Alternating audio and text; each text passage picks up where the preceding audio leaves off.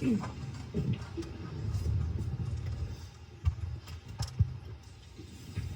day, huh?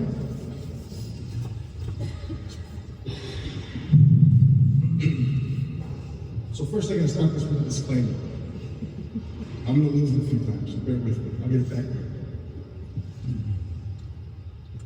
A couple of disclaimers, actually. You have to understand my mother was a person that liked to have a lot of attention. She liked to be the center of attention. I'm gonna give you a few examples of that along this talk here.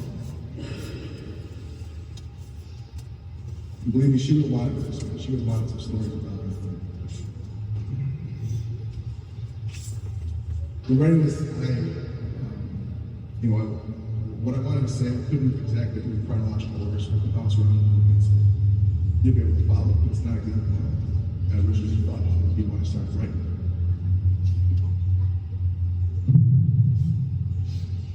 It's the first part I gotta do, I'm gonna lose it, and I gotta get it out of there.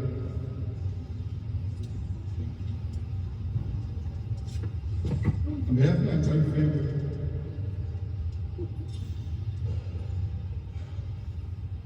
I need to thank my Marie and my big Brian. This is one for you guys. We've been in this church a long time ago. You opened your house, you changed your whole lives, you reorganized the way your house was structured. You had visitors, you had medical stuff, all kinds of things you had. You took care of the behind the scenes, medical things that weren't so pretty, and did it with such grace that none of those things any of us even happened. You gave us the opportunity to meet with her, talk with her, spend time with her. Just get to know her better at the end. So just saying thank you doesn't do you two justice, but it's all I got. So thank you. I love you both very much.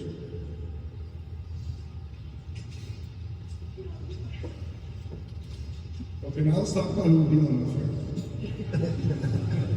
She had an enormous personality. I said earlier she'd like to do the center of attention. So I'm going to give you a couple stories now to level set everybody. We were planning this funeral with my family. Keep in mind, we already had this thing figured out. We already talked to my mom before this. We figured everything out. We went to sit down with him and he pulled out this little notebook with some notes. My mom apparently went to visit him years ago. She had a couple notes that she wanted to have at the funeral. So pay attention. She wanted family first, the family to come first to the wake and have open casket private funeral, just her kids and grandchildren. And then after that, she said she was going to have her friends in. And on his notes, I promise you, this is a true story. In parentheses, it said, list will be provided. So she turned away and will be that key invite on the way back. That's not what we experienced yesterday, but that's what she originally wanted. Next, I'm going to tell you the funny story about when I was younger, when I was in high school. With my buddy Ryan Patton, and somebody tricked us and gave us alcohol. We didn't know what alcohol was, somebody tricked us. We went to our house on Brownfield one night, real late at night, and in the fridge was these pepperoni nugget things my mom always made. And there was a mountain. So we're in the couch eating, and it's like 1 in the morning, and we're being stupid, and we're being loud.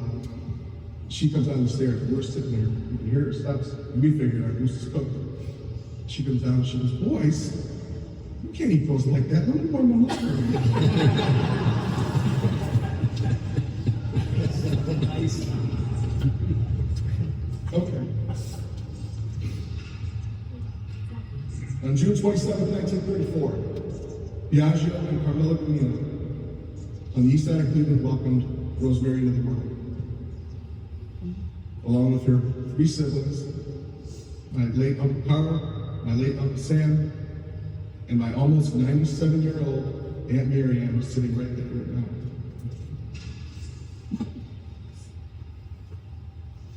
It was a diverse part of town, and I think part of that growing up led my mother to be the way she was. She never saw color, she never saw race, she never saw anything but a person that she wanted to hang out with and laugh and talk with. She welcomed everybody. She used to tell me stories about she experienced in the Huff riots, which You know, some of the younger kids in here aren't going to know what that is, but when you're done here, Google that and imagine Grandma Road being in the middle of Huff Rides. It's pretty incredible.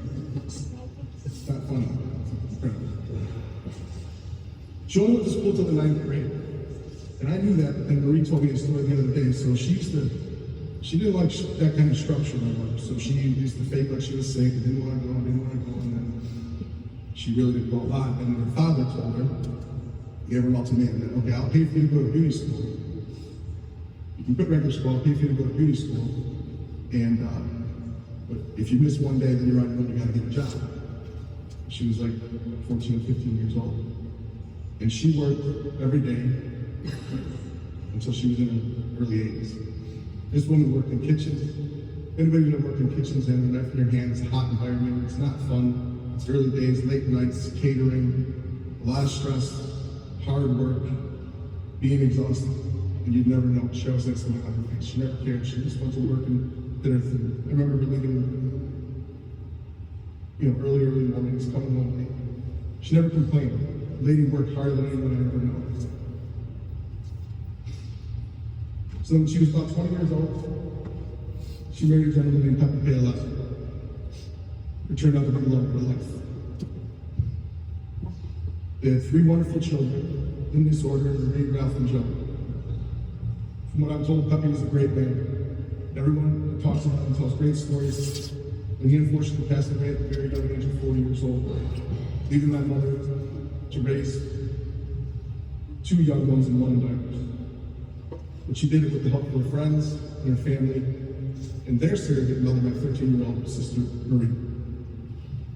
That was supposed to be funny. She was 13 years old. She was serious.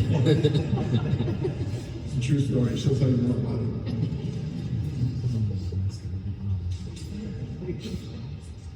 So then, years later, my mom married my dad. A couple years after that, she was pregnant with me.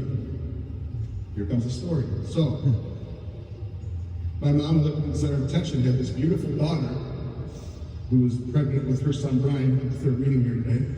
Then my mom gets pregnant. So she's pregnant. My mom's 44, 45 years old. She gets pregnant. She's walking down the street with my sister and 2 big bellies, but nobody knows what's going on.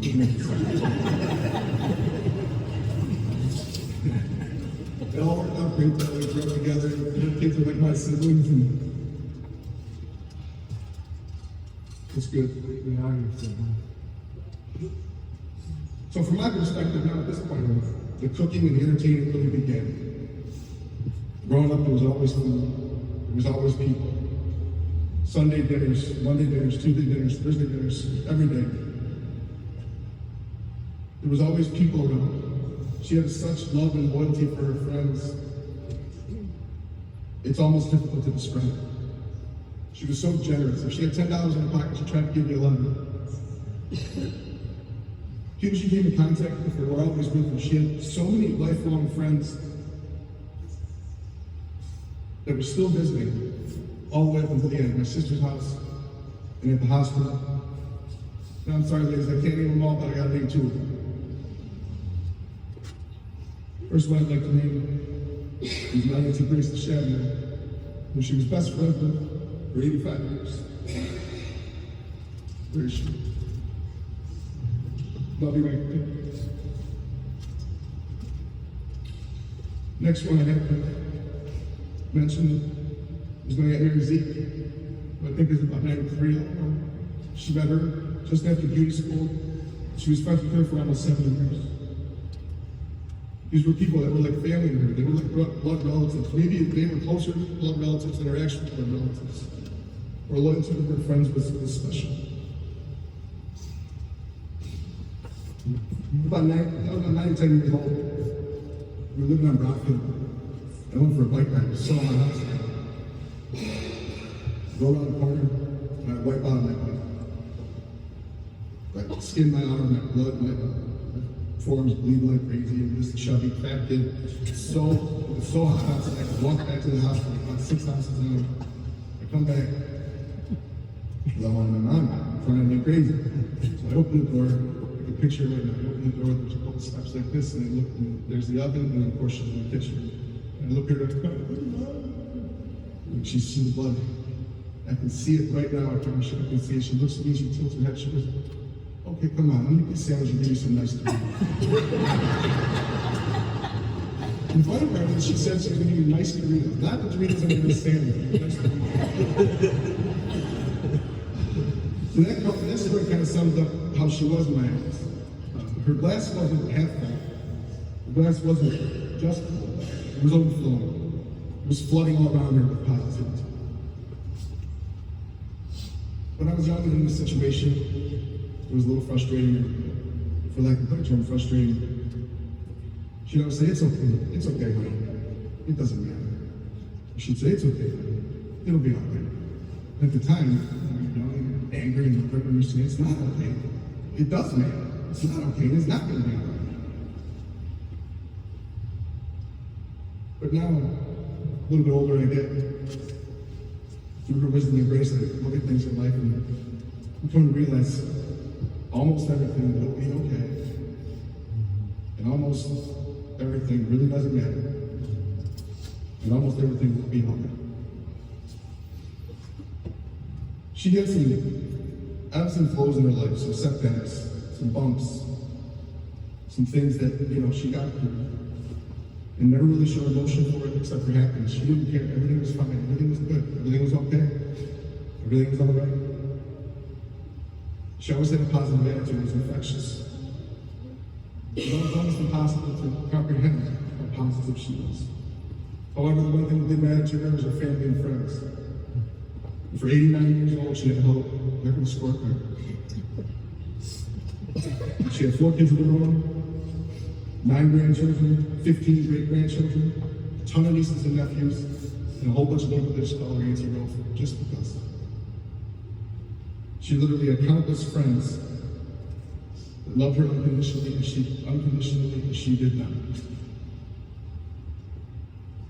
Speaking of friends, I want to take this opportunity. The friendships that my siblings and I have gotten over the years, because of the way we raised us, to thank a few people really quick. I want to thank my Uncle Lou for giving us this funeral experience and having it go very smoothly. Really no stress. It was fantastic. Thank you. Dr. Penny Goodman and Dr. Mike Durker, those guys really helped us along the way. They extended my mother's life for sure. You would have been here a long, long time without them. Coming to the house, coming to Reese's house, dropping off medications, taking phone calls, taking texts, answering questions. It was unbelievable the treatment we got from those guys. And everyone in Southwest. It really is. We can't believe that she was here this long. It was cool. And last thing, my buddy Dante, my mother died. My buddy Dante calls me up. Dante Bacuzzi, what can I do for you? I want to get the food. I gave him what I wanted. I haven't thought about it since. I guess it's going to be them. So all these folks that we were friends with, and they take care of us because of my mother. Not because of us, but because they love my mother. Everybody loved her. So I came across a quote that made me think of my mom. I want to share with everybody.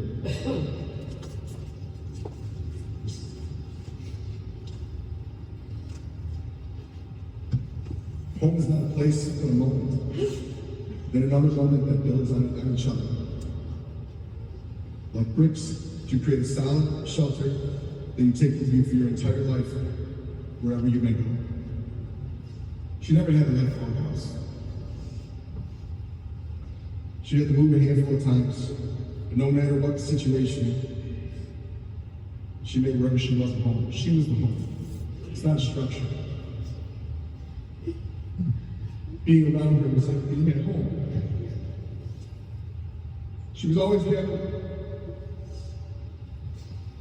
No matter where we were, she just made it cozy. It was just her way. And I don't even think she was even trying to do it, she just did it just because.